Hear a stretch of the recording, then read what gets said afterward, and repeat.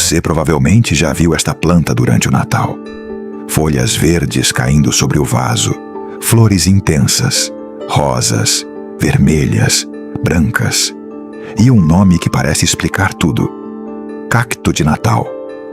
Mas existe algo estranho nessa história, porque quando pensamos em um cacto, imaginamos um lugar completamente diferente. Sol intenso, terra seca, pouquíssima água, talvez um enorme deserto. Só que esta planta não veio de nenhum desses lugares. Seu verdadeiro mundo é quase o oposto. Para encontrá-la na natureza, precisamos viajar até o Brasil e entrar em florestas úmidas, montanhosas e cobertas por vegetação. Ali, entre neblina, chuva e árvores enormes, encontramos um cactus fazendo algo que parece impossível, crescendo sobre outras plantas. Sim, o cacto que milhões de pessoas cultivam dentro de casa pertence a um grupo de plantas adaptadas a viver sobre troncos e galhos de árvores. Suas raízes podem se instalar em pequenas cavidades, onde se acumulam restos de matéria orgânica e umidade. E isso muda completamente a maneira como devemos entender esta planta. Ela é um cacto. Mas não é um cacto do deserto. Não foi construída para passar o dia inteiro sob um sol escaldante. E também não vive naturalmente enterrada em grandes extensões de areia seca. Sua história começou muito acima do solo, entre galhos, musgos, umidade e luz filtrada pelas copas das árvores. Então surge uma pergunta: como um cacto acabou vivendo em um dos ambientes menos parecidos com um deserto? Para descobrir, precisamos entrar na Mata Atlântica brasileira, entre nas florestas montanhosas do sudeste do Brasil. O ambiente é úmido. A luz atravessa as copas das árvores de forma irregular. Musgos cobrem os troncos e a água pode permanecer acumulada em pequenas cavidades entre os galhos. É nesse mundo que encontramos os ancestrais do nosso cacto de Natal. Mas existe um detalhe importante. Ele não precisa crescer no solo. Muitas Schlumbergera vivem como epífitas.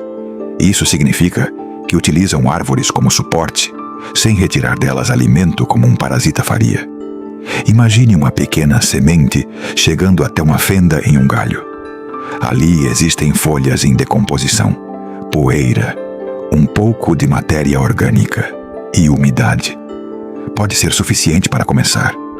A jovem planta cresce praticamente suspensa acima do chão da floresta. Mas viver ali cria novos problemas. A quantidade de água disponível pode mudar rapidamente. O vento é mais intenso e existe pouco espaço para desenvolver grandes raízes. Por isso, mesmo vivendo em uma floresta úmida, ela ainda precisa conservar água. E é aqui que sua verdadeira natureza de cacto começa a aparecer. Aqueles segmentos verdes e achatados que muitas pessoas chamam de folhas, na realidade são partes modificadas do caule. Eles realizam fotossíntese e ajudam a planta a armazenar recursos. As folhas verdadeiras praticamente desapareceram durante sua evolução. É uma solução extraordinária. Um cacto que abandonou o deserto, subiu nas árvores e transformou seu próprio corpo para sobreviver em um mundo completamente diferente.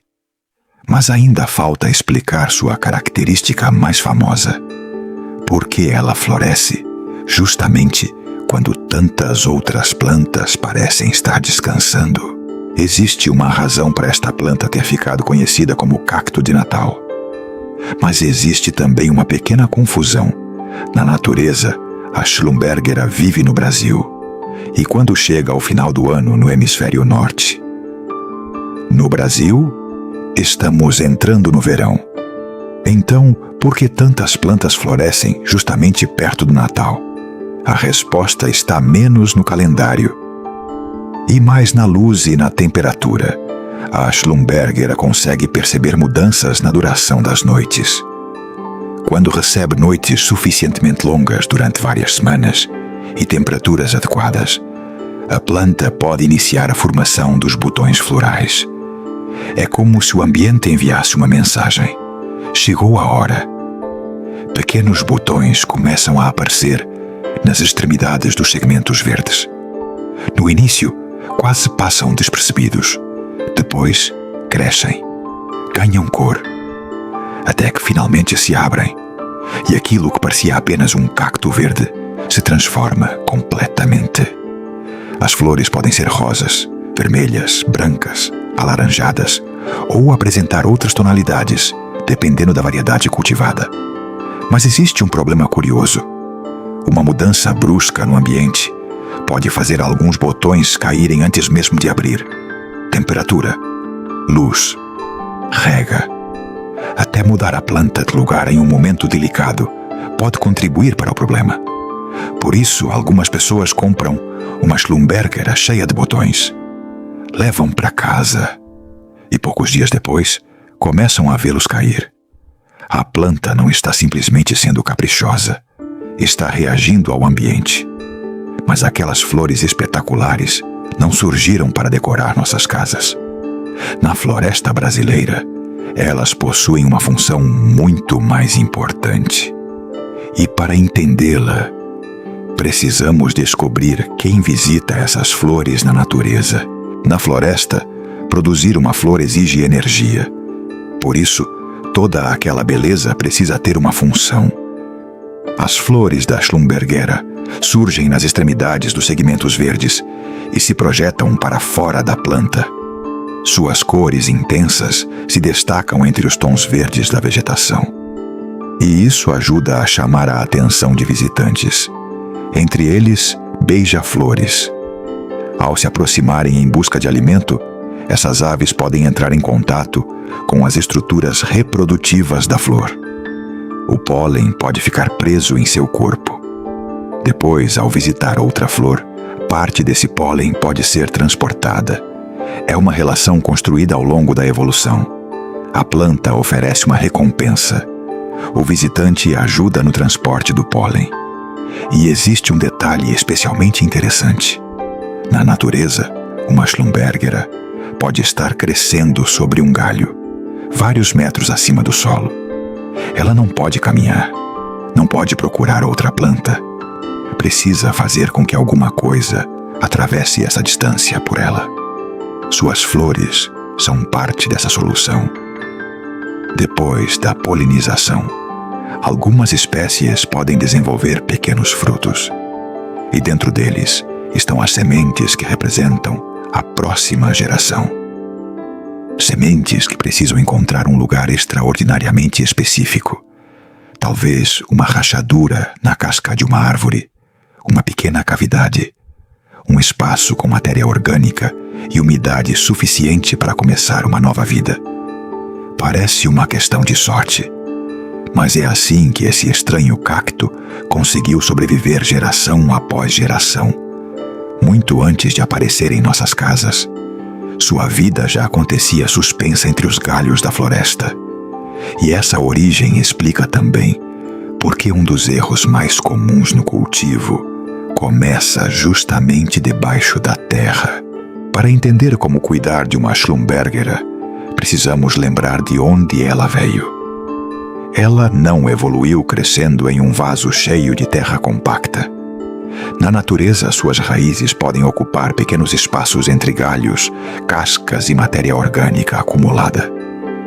São lugares onde a água chega, mas também consegue desaparecer. Isso significa que suas raízes precisam de um equilíbrio, umidade, mas também ar. E é justamente aqui que começa um dos erros mais comuns: manter o substrato constantemente encharcado. Quando existe água demais durante muito tempo, o oxigênio disponível entre as partículas do substrato diminui. As raízes começam a sofrer e podem acabar apodrecendo. A planta então perde vigor. Os segmentos podem ficar moles. E em casos graves, partes inteiras começam a morrer. Mas existe o erro oposto: tratá-la como um cacto típico do deserto e deixá-la completamente seca durante períodos excessivamente longos. Lembre-se, Estamos falando de um cacto de floresta. O segredo está no equilíbrio. Um substrato leve e bem drenado ajuda a evitar que a água permaneça presa ao redor das raízes. E a rega deve acompanhar as condições reais da planta e do ambiente. Não simplesmente uma data marcada no calendário.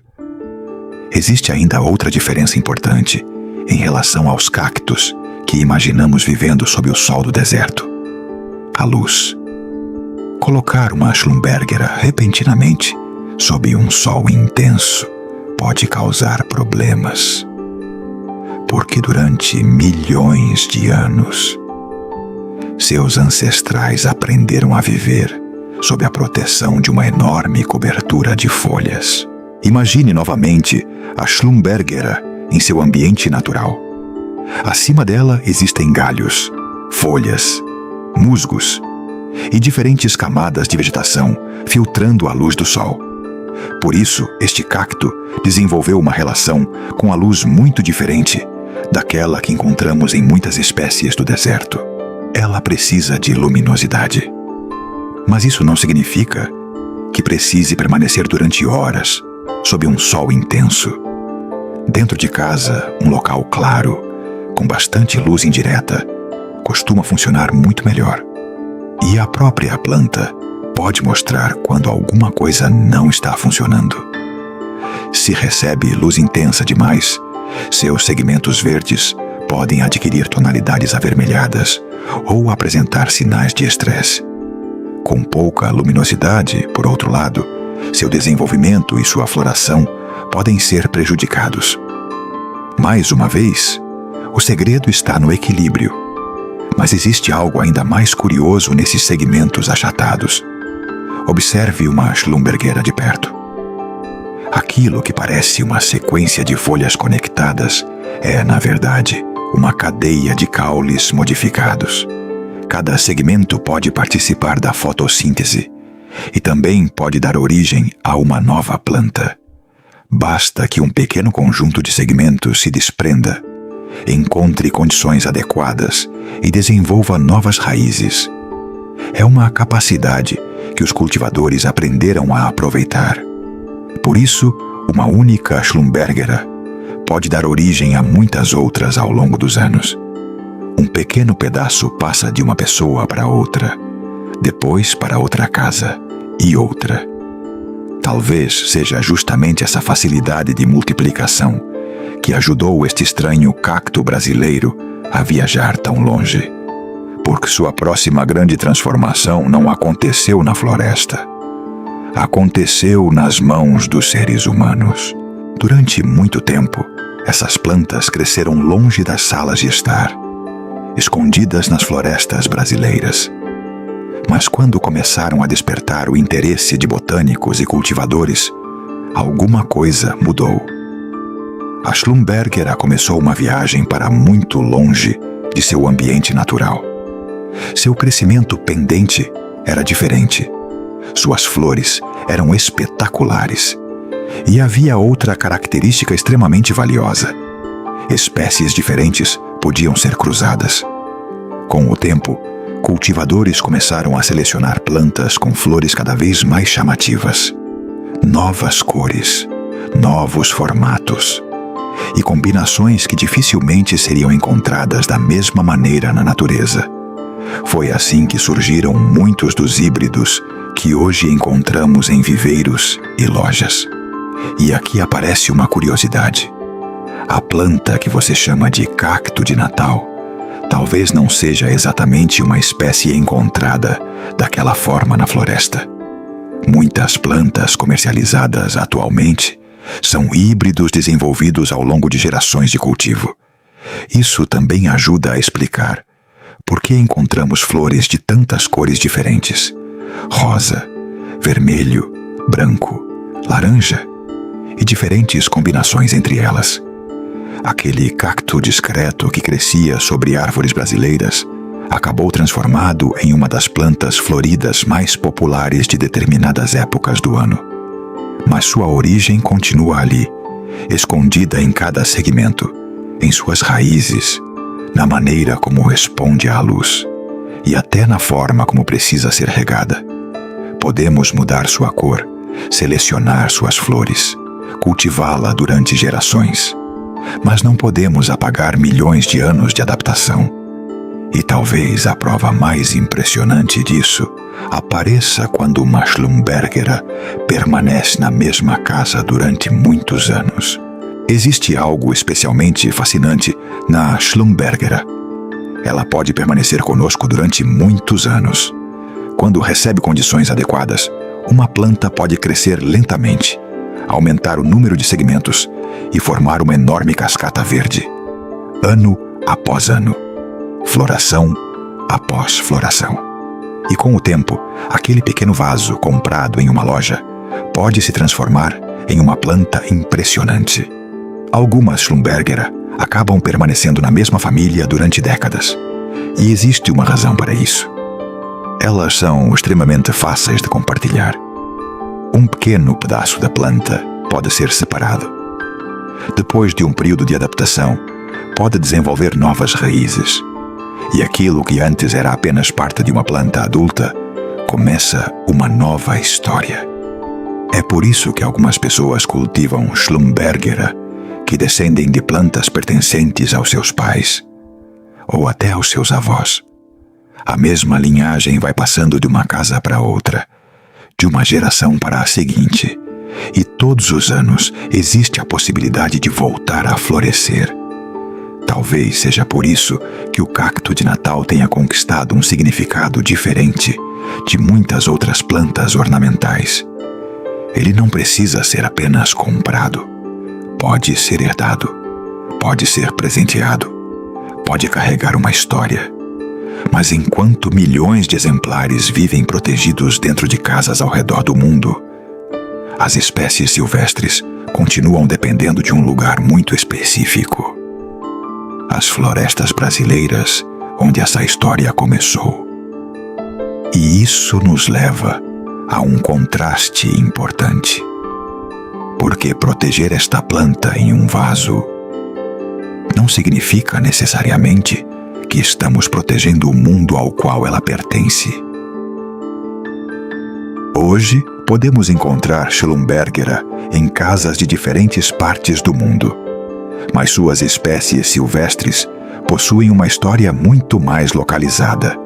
Elas estão ligadas às florestas do sudeste do Brasil. Ambientes onde umidade, altitude, árvores e clima criam condições muito específicas. E existe algo importante nisso. Quando uma floresta desaparece, não perdemos apenas árvores. Desaparecem também os pequenos mundos que existem sobre elas.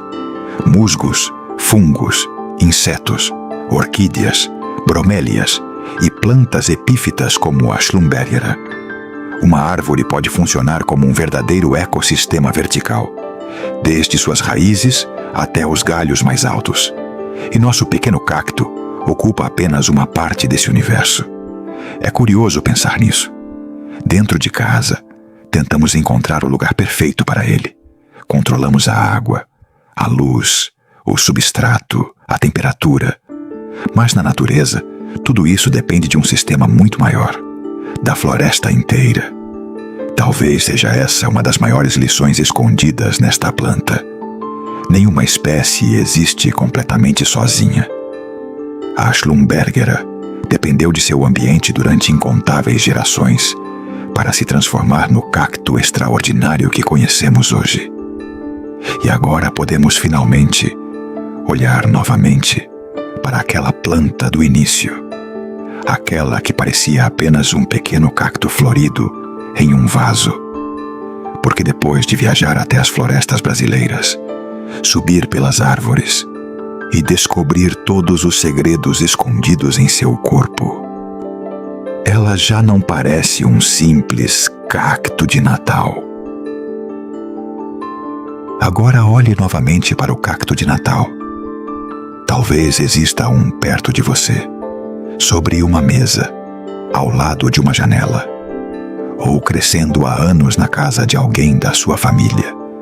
À primeira vista, parece apenas uma bonita planta ornamental. Mas agora sabemos que existe muito mais escondido ali. Ela é um cacto. Mas sua história não começou em um deserto. Começou entre as árvores das florestas brasileiras. Seus segmentos verdes não são folhas comuns. São caules modificados. Suas raízes foram adaptadas para aproveitar pequenos espaços onde água e matéria orgânica se acumulam. E suas flores espetaculares não surgiram para decorar nossas casas. Na natureza, fazem parte de uma história muito mais antiga. Uma história de sobrevivência, adaptação e reprodução. Talvez seja isso que torne a Schlumberger tão extraordinária. Ela nos lembra que a natureza raramente segue as regras que imaginamos. Nem todo cacto vive no deserto. Nem todo cacto precisa de sol escaldante. E alguns deles escolheram viver muito acima do solo, sobre os galhos de uma árvore.